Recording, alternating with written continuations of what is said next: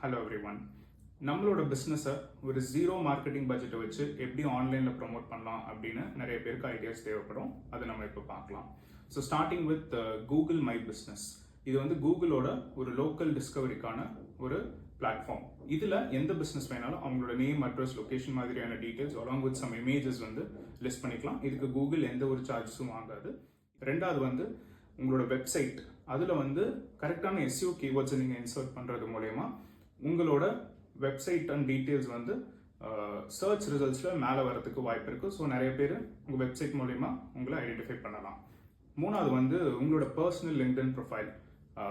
ஒரு company LinkedIn பேஜை விட உங்களோட பர்சனல் லிங்க்டின் ப்ரொஃபைலில் உங்கள் பிஸ்னஸ் பற்றின டீட்டெயில்ஸ் நீங்கள் ஷேர் பண்ணுறது, ஒரு போஸ்டிங்கு, இல்லை வந்து with right hashtags and content, இல்லை அதோட ஒரு ஜஸ்ட் ஒரு ரைட் அப் இதெல்லாம் போடுறதுனால உங்களோட ரீச் நல்லாவே இருக்கும். மோர் தென் ஒரு பிராண்ட் பேஜை விட லிங்க்டின் அல்காரிதம் படி உங்களோட பர்சனல் ப்ரொஃபைல் எப்போவுமே வந்து ரீச் அதிகமாக இருக்கும். Especially if you're in a B2B industry நீங்கள் கண்டிப்பாக பண்ணலாம். நாலாவது வந்து இன்ஸ்டாகிராம் ரீல்ஸ். இப்போதைக்கு இன்ஸ்டாகிராமில் ரீல்ஸ் வந்து ஒரு மேசிவ் ரீச் கொடுத்துட்ருக்கு. ஸோ உங்கள் பிஸ்னஸில் டெய்லி நடக்கிற ஆக்டிவிட்டிஸோ இல்லை ஏதாவது இன்ட்ரெஸ்டிங்காக இருக்கிறத எப்போவுமே நீங்கள் ஒரு ரீல்ஸாக போட்டிங்கன்னா கண்டிப்பாக அதுவும் வந்து உங்களுக்கு ஒரு நல்ல ரீச் கொடுக்கும். இந்த 4 ஆக்டிவிட்டீஸ்க்கும் நீங்கள் பெருசாக எதுவும் இன்வெஸ்ட்மெண்ட் பண்ண போகிறது இல்லை. இட்ஸ் ஆல்மோஸ்ட் ஒரு ஆஸ் குட் ஆஸ் ஃப்ரீ தான். ஸோ இதை நீங்கள் ட்ரை பண்ணி பாருங்கள்.